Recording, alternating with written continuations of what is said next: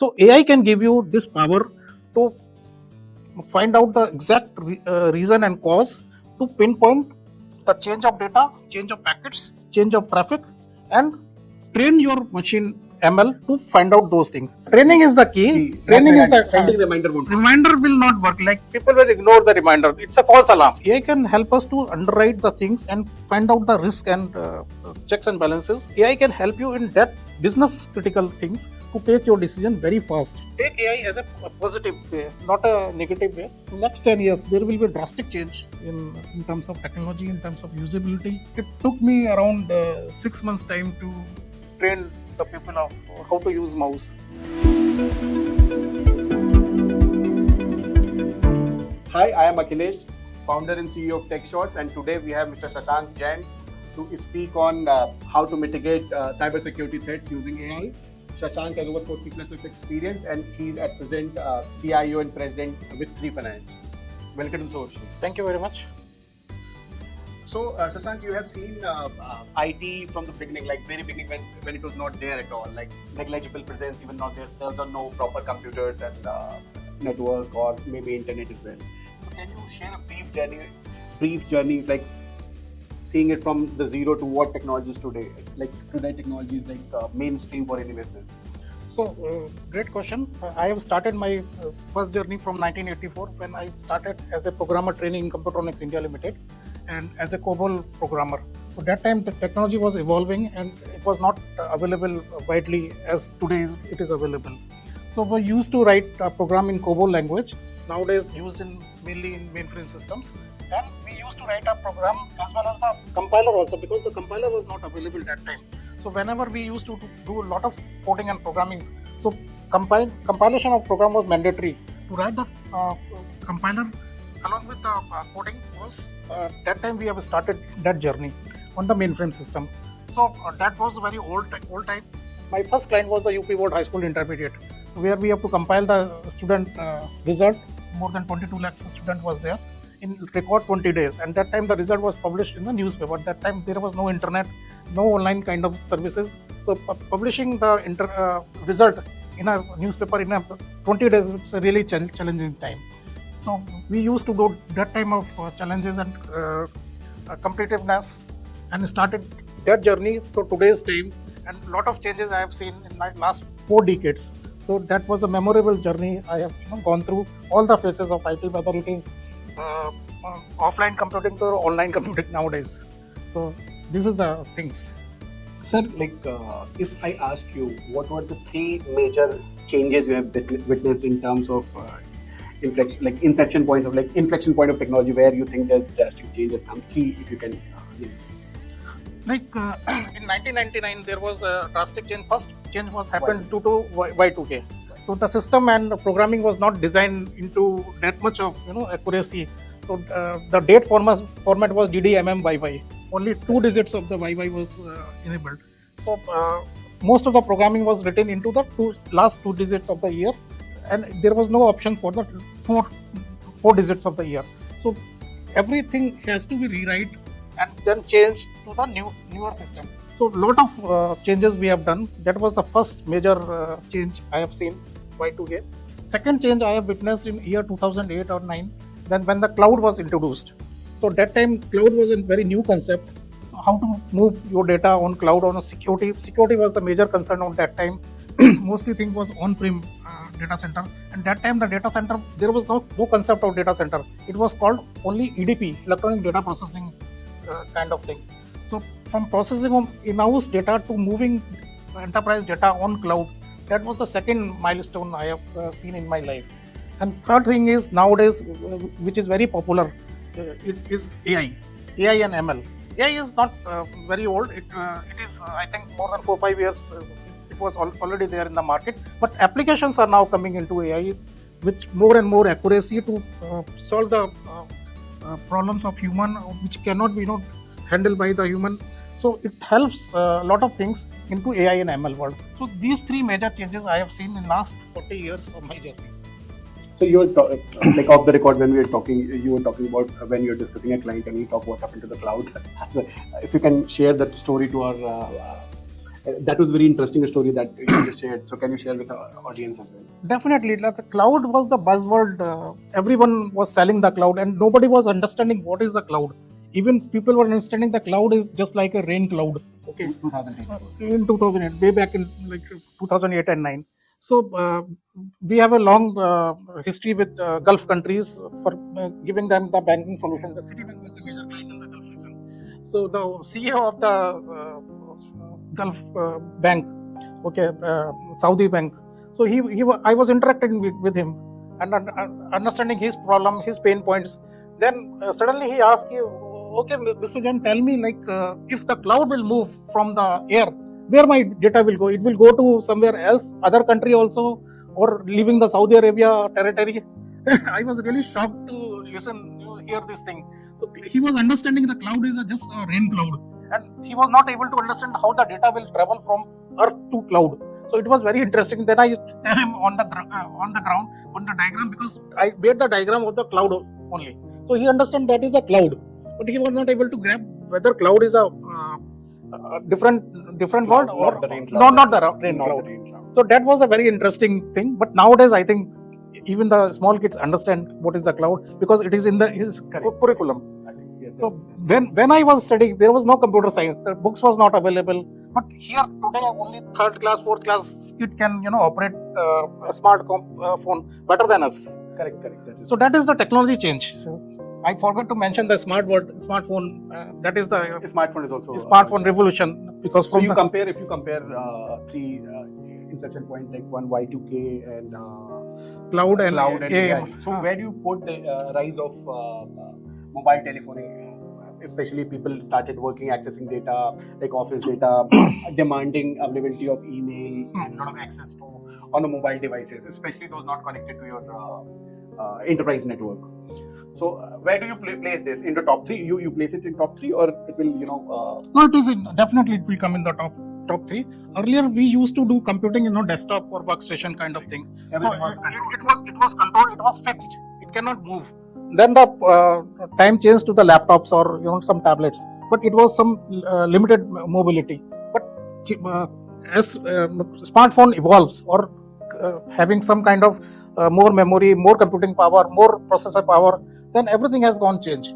So it's not a smartphone, it's everything. Your camera is your battery, your computer, each and everything is there. You can compute and process your critical data into your smart mobile phone. You can book train tickets, and you can do workflow management, approval of your purchase order, purchase execution, invoice, everything you can control. Because I am not carrying laptop nowadays.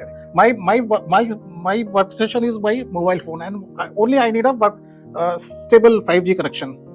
So that is the major change I have seen from office to no office, and everywhere is office. My car is my office. So coming back to the topic, like you mentioned AI, at the same time, there are a lot of challenges in terms of cybersecurity, and there are a lot of product solutions which come in the market which talks about AI, using AI to mitigate cybersecurity threats, which is also our topic.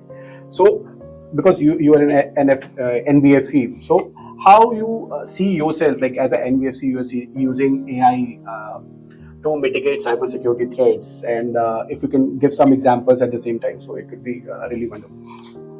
It's a great question. See, NBFC is it's a new sector for financial thing. Earlier, it was only banks was there. So now NBFC is heavily dependent upon the technology, and we are the early adopter of the new technology. Since AI is concerned, like we are using AI in a very different manners as far as the cyber security is concerned. So cyber security is 100%. It's not it's a shared responsibility for business as well as the IT also. So each and everyone should understand what is the role of security. Then only the AI will work.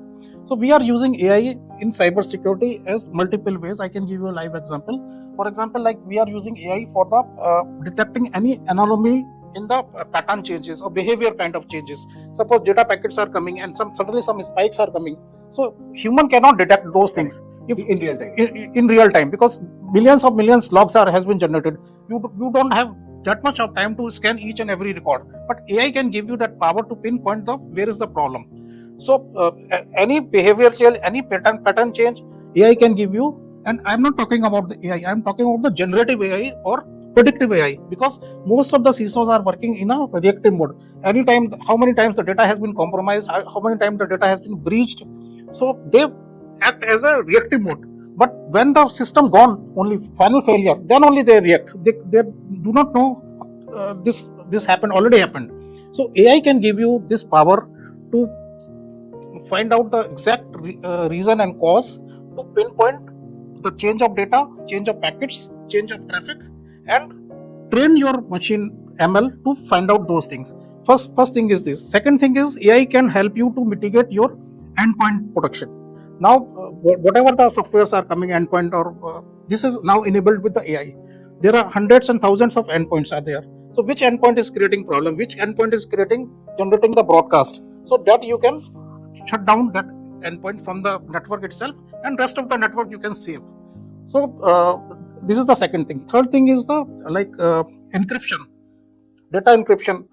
So AI can help you to encrypt your critical data, and then you can save it into your on cloud or whatever.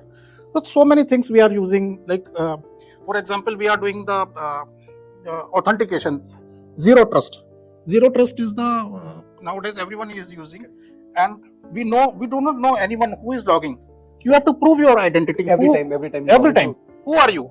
Correct. And then based upon your identity, based upon your permission and authorization, then AI can help you to find this is the right person, and you can give them the permission to log in. Whatever the authorizations are available, he can only see those kind of things. So we are doing only 3 things to authorize using the AI and ZTNA into network management. First is the biometric thing, to log on the secure VPN tunnel. Biometric is mandatory. Second is the password authentication.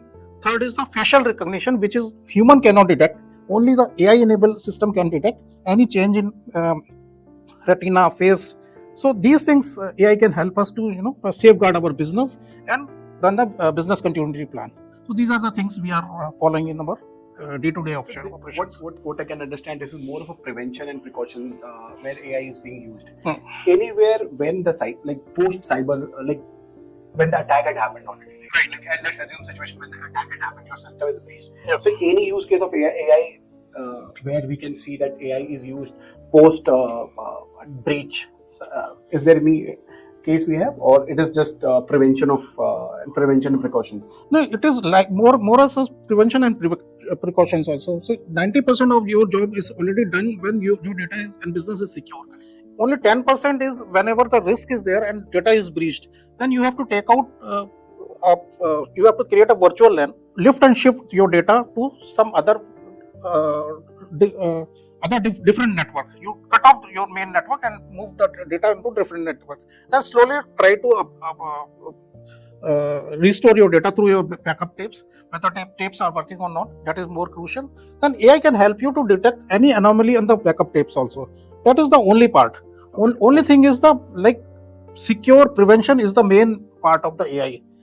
And more or less it is. I give you one more example. Like there are 400 people are reporting to me every day, every 5 o'clock. 400 people are sending me day-to-day report what they have done in the daytime. So every day the day report is coming to me on email or whatever formats. So I have to read all those 400 emails. It's not possible for me. If I miss, then next day it is 800. Okay. So what I used a generative AI. Okay. So it generate. I tell the system like, okay, what are the main points? What is the crux of this 400 emails? Give me the bulleted point or one single page points. What are the main points? So it give me one single point, one single page bulleted point. I can go through and take some. What is the accuracy? The main is accuracy. Like main is accuracy. So how much is that? Like when you summarize the 400 emails that come to you, like what is the accuracy rate? No, it depends. Like on the first day when we implemented, there was no accuracy. Okay. So everything we have to tell them manually. Then we have to train the machine.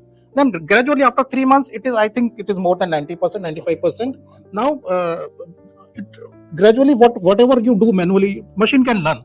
And 10%, the 10% that you are missing, by any chance, what is the possibility of that? The real threat lies in that 10%. This is like just curious. Like, what are the chances of that 10% which is maybe missed by the machine. So, the chances are always there. You have to be very vigilant and confident. You have to, rely upon your but data. still, yes. But still there are chances. So you have to be very vigilant. You have to understand what are the, if, logs are generated, what kind of things, because machine can understand only the known signatures. Correct. Whatever the unknown signatures are coming, it cannot understand.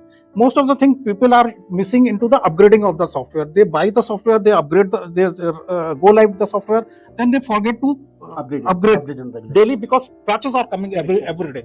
So what patches are important for you, that you have to upgrade it, test it, and then put it into the production environment. Until unless you test it and it is not working, sometimes it is up and running system can come down. So you have to separate your test and development environment and production environment into different places. So testing and application patching is most important. Until unless the software patches are not upgraded, no system can work. And second most important thing is the training. Training is the most important. To train every month, you train your staff what is important, what you can do, what you cannot do, and everything should control into your active directory. It's more of a training, or I would say reminders, sending people reminder every time that don't link external links, don't the basic one. That no reminder, they will basically, if you send the reminder, they will ignore those reminders. Okay, it's a everyday affair, so we cannot open it. So you train, you call them in the classroom, give them the live cases. And financial sector is the most, so that is one key that every CSO should follow, that they should not remind, but train the people. One of the training is the key. Training is the reminder will not work. Like, people will ignore the reminder. It's a false alarm. I will say it's a false alarm. So reminder will not work. And if I ask you, like, what percentage AI play in terms of your precaution and prevention strategy for cybersecurity threats? What percentage it would be like? It is, sir, it is more than 40, less than 50%. But 50% you have to do it manually. AI can help you up to certain extent. I give you one more example. Like, we are giving hundreds of crores of loans. Okay, so underwriting a loan, checking the civil score, checking the KYC, checking the other papers, it was taking lots of time, like one month to more than one month time to handle all those things. Once we have introduced the AI can help us to underwrite the things and find out the risk and checks and balances very quickly. The loan which we have to disperse in 1 month time, now it will take less than 2 days time. So everything is so quickly. It can check civil score, it can check your Aadhaar, it can check your PAN card, it can check your other ITR records automatically, and it gives you the risk analysis.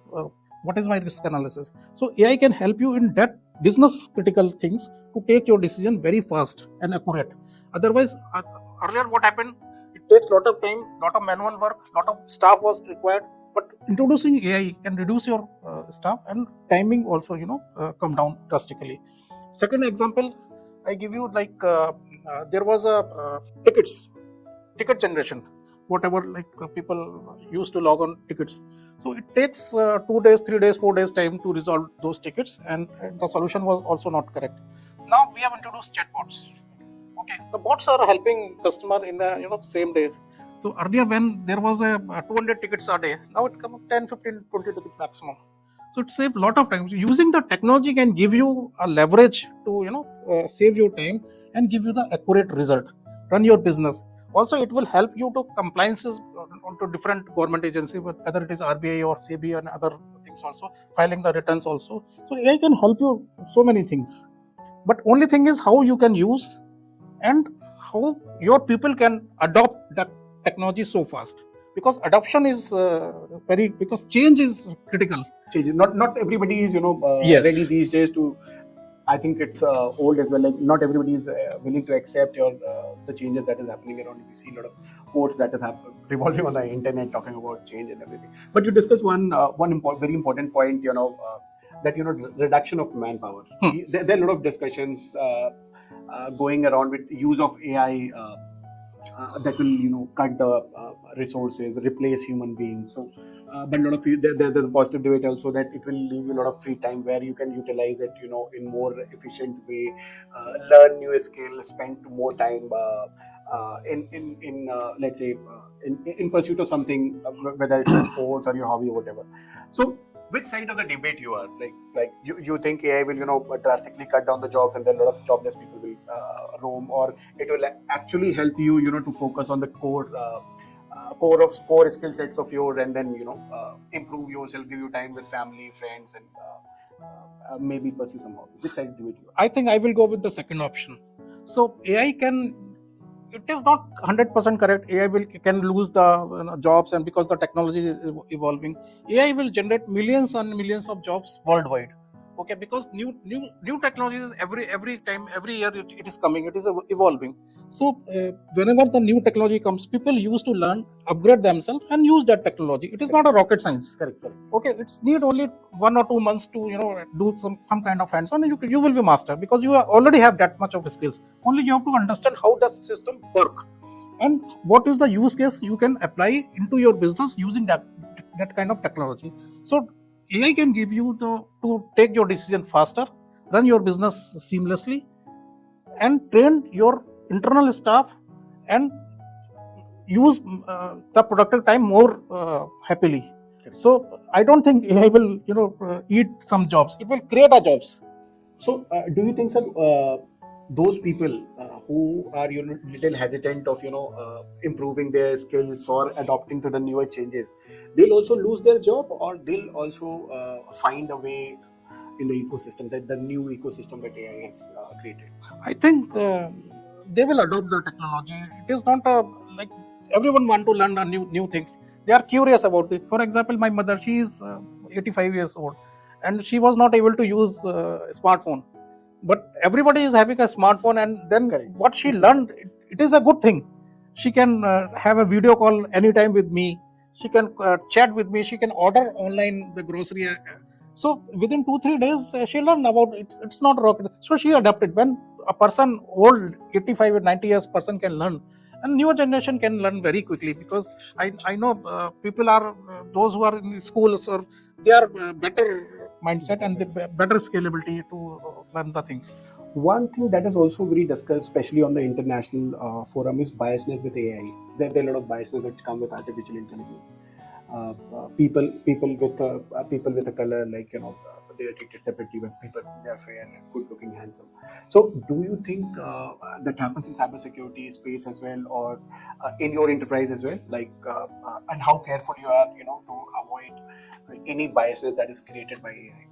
No, I don't think so. We are a equal opportunity employer, so there is no Artificial. I'm just talking about artificial intelligence, not from the employee per se, but AI biasness. There is no scope. AI can only see your data. AI can help you to summarize the things better than. AI can help you to take decision faster. AI can help which human cannot think, and it will take lot of time to compute and understand the things. AI can do that things. Take AI as a positive way, not a negative way. I don't think there is any biased thing.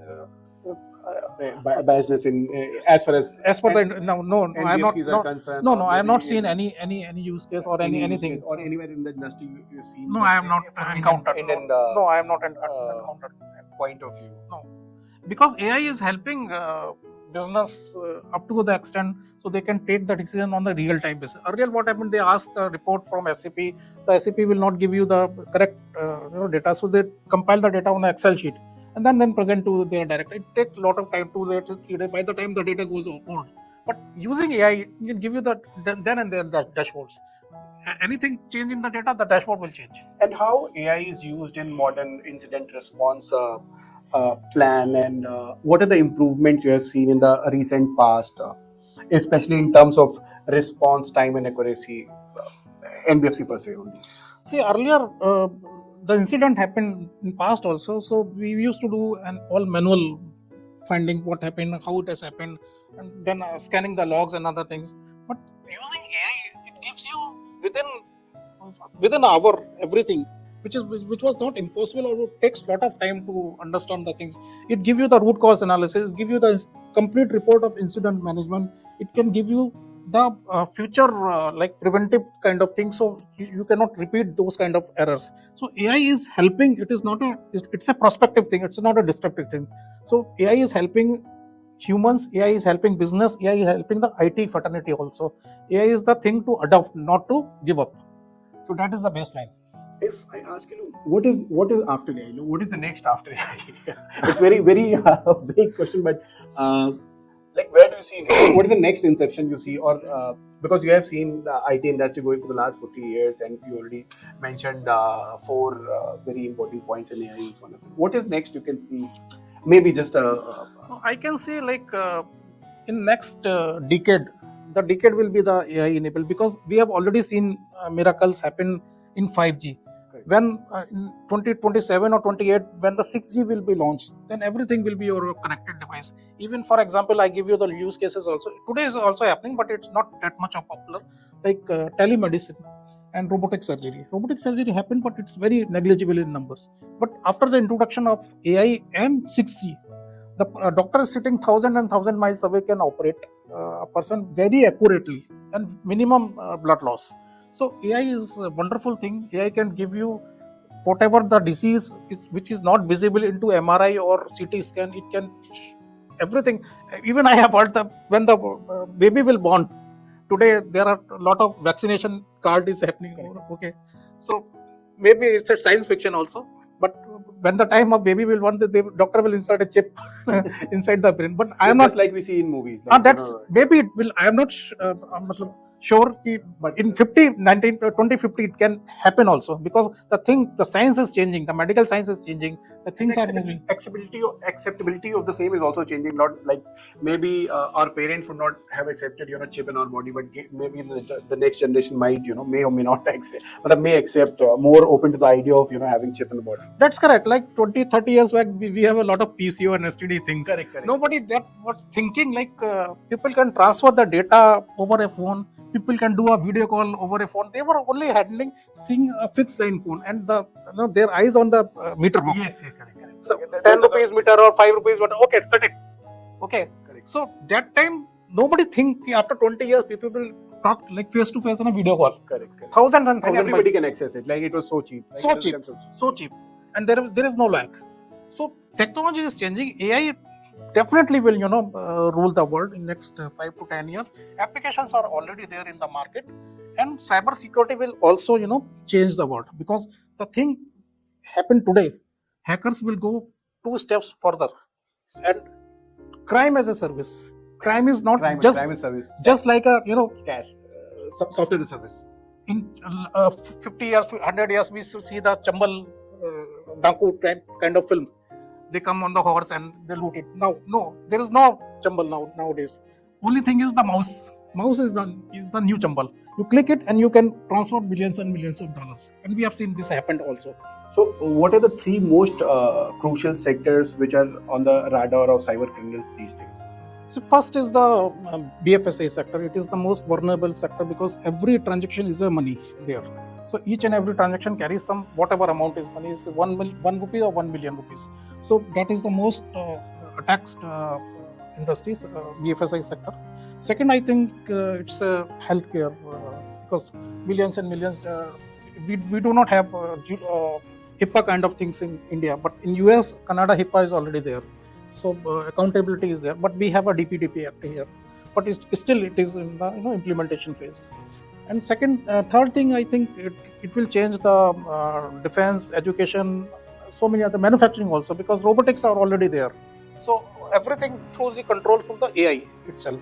Nowadays we seen the lot of shop floor, long shop floor, but next 10 years the shop floor will be compact, and everything with control through the AI system, AI enabled systems. So I think next 10 years there will be drastic change in terms of technology, in terms of usability, in terms of new things are coming nowadays. If I ask you, like on the funny side, like what are the most weird requests you have received as a CIO, which you thought it's very weird? Anything that you like, which you want to share? Any weird request, most weird request, or maybe couple of funny requests that you have received in the past, like in your 4 decades of career? It is not request, it is like fear to use a system. Like for example, when the mouse was introduced, so it took me around 6 months time to train the people of how to use mouse, because it was very difficult, very difficult for them to, the cursor was running up and down. So that was very important thing. And request, like nowadays I think most of manpower is very mature and smart, and they understand better than us, and because they understand the business. I don't understand the business, I understand only the technology, how the technology can help the business. So I used to go into the board meeting also, like I asked the plan from my CEO also. So what is your 3 years business roadmap, and how IT can leverage and help you to achieve those kind of goals, because IT is not a cost center nowadays, it is a business partner, it's a technology partner for your any business. So we prepare those plans, those 3 years roadmap along with our IT roadmap.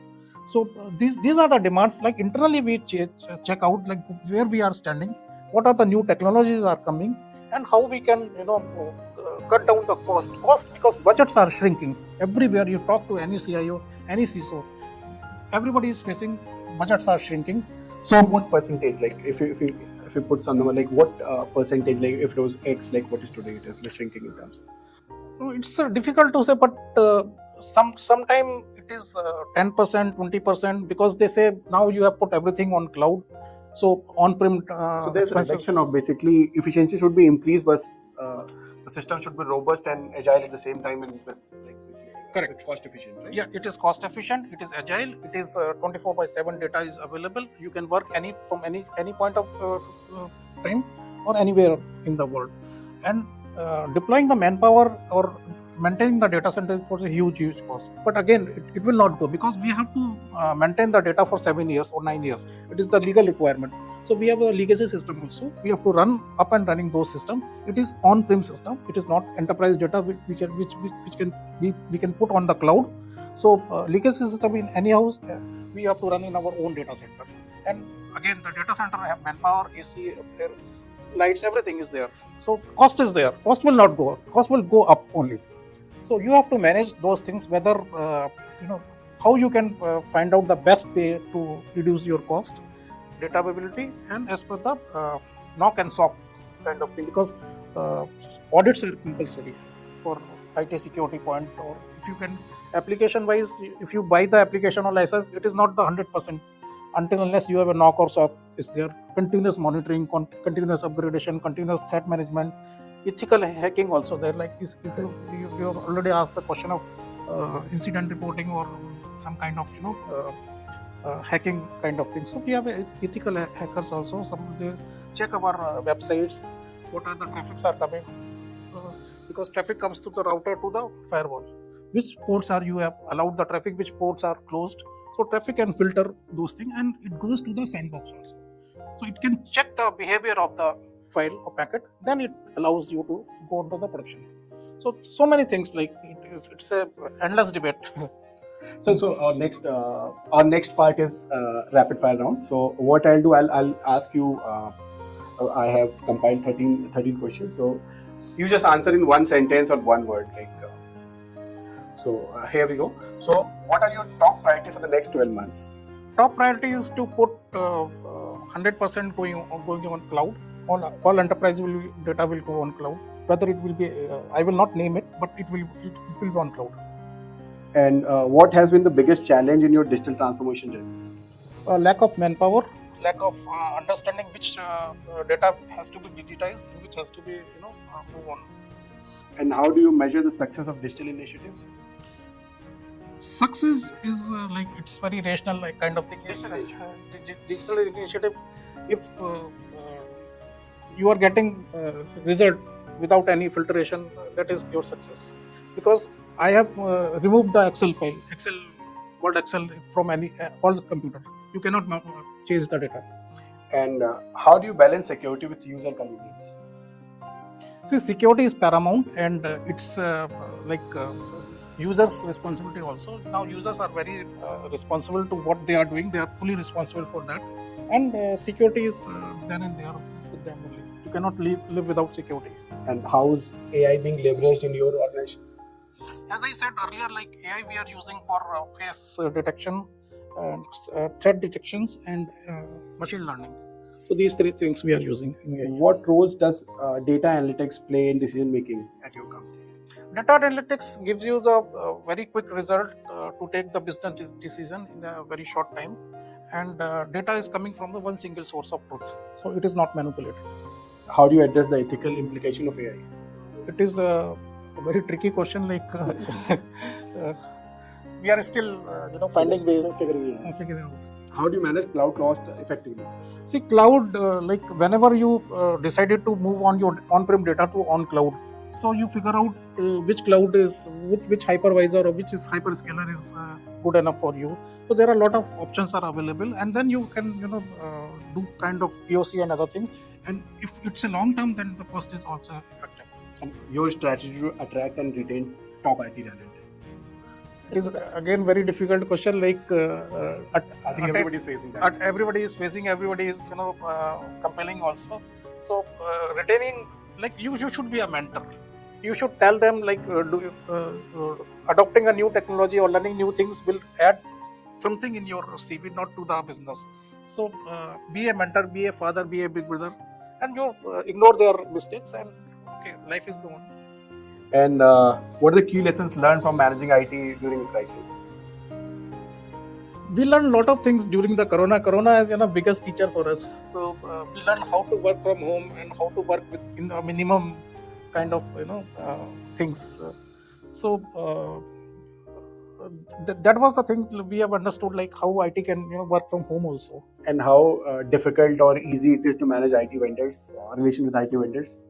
It was not so easy because IT vendors, they are the most selling kind of. They give lot of election promises, lot of election promises. I will do this, all that. But if you honestly speaking, like if you stick with one single vendor and you give him some handsome revenue every year, they also think, okay, I am getting this much revenue every year, then I should focus on services. Otherwise, sticking to the vendor is your key philosophy. Yeah, whatever vendor, it should one single vendor. And what qualities do you look for in IT, for a strategic IT partner? The same thing, like if he have a capability to understand our business and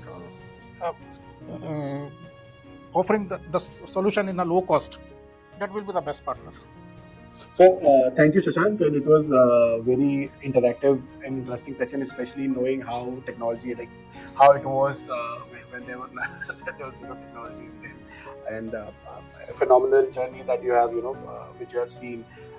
Learning on the job, because as you said, there's nothing in the college or no in the book. So I think it was very challenging journey for you, and you had your fair share of challenges and opportunity in the past. So it was nice listening to you, and I hope you liked the session. Yeah, very much. Thank you very much. Thank you.